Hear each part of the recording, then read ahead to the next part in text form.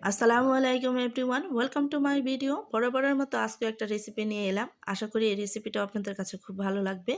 সেটা হচ্ছে কুড়মুড়ে ঝুরি ভাজা। এটা খেতে কার না ভালো লাগে বলেন তো? সবারই কিন্তু খুব পছন্দের একটা খাবার। ছোটোবেলায় প্রায়ই দোকান থেকে কিনে এটা আমরা খেয়েছি। আর এটা যদি ঘরেই আমরা দোকানের স্টাইলে তৈরি করে নিতে পারি তাহলে কিন্তু সবচেয়ে ভালো হয়। যখন ইচ্ছে তখনই আমরা চাইলে তৈরি করে নিতে পারি। আর এইটা তৈরি করতে হলে প্রথমে আমাদের লাগবে বেসন। তো আমি এখানে ১ কাপ বেসন নিয়েছি আর সাথে ৩ চামচের মতো ময়দা দিয়েছি। এটার কারণ হচ্ছে যাতে বেসনে একটা কাঁচা ভাব থাকে বা গন্ধ থাকে, সেটা থাকবে না। আর এখানে আমি লবণ দিয়ে দিলাম আর সাথে দিয়ে দিচ্ছি এই কালো জিরা। তো কালো জিরা ছাড়া কিন্তু এই ঝুরি ভাজাটা খেতে একেবারেই ভালো লাগে না। তো এখানে আরও আমি এখানে হাফ চা চামচের মতো দিয়ে দিলাম হলুদ পাউডার। এটা অপশনাল, চাইলে দিতে পারেন। তো এখন পানি দিয়ে ভালো করে আমি একটা ব্যাটার তৈরি করে নিয়েছি। তো এখন আমি একটা পাইপিং ব্যাগে এটা ঢেলে নিচ্ছি। আপনাদের কাছে যদি পাইপিং ব্যাগটা না থাকে সেক্ষেত্রে আপনারা চাইলে এখানে চানাচুর বা চিপসের প্যাকেট দিয়েও এটা তৈরি করে নিতে পারবেন। ইতিপূর্বে আমি অনেক ভিডিওতেই দেখিয়েছি যে পাইপিং ব্যাগ ছাড়াও চানাচুরের ব্যাগ কিংবা চিপসের ব্যাগ দিয়েও এগুলো তৈরি করে নেওয়া যায়।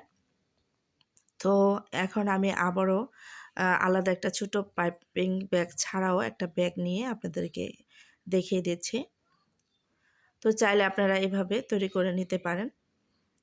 তো এখন পাইপিং ব্যাগটা আমি সামান্য পরিমাণে একটু কেটে নেব।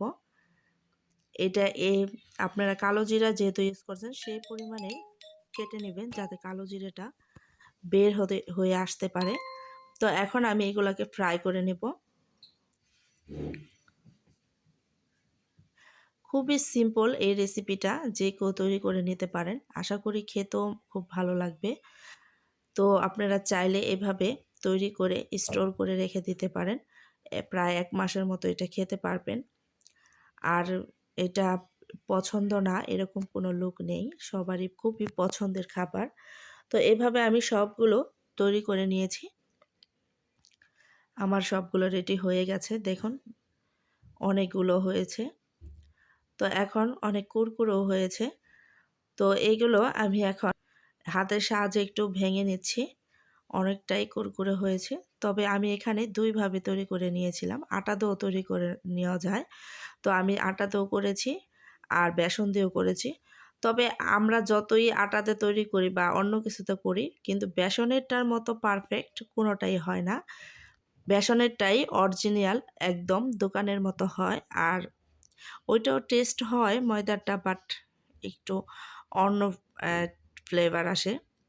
তো আপনার চেষ্টা করবেন এই বেসনটা দিয়ে তৈরি করে নিতে, এতে বেশি ভালো লাগে। তো এইভাবে ভেঙে করে রেখে দিতে পারেন, বেশ কয়েকদিন খেতে পারবেন।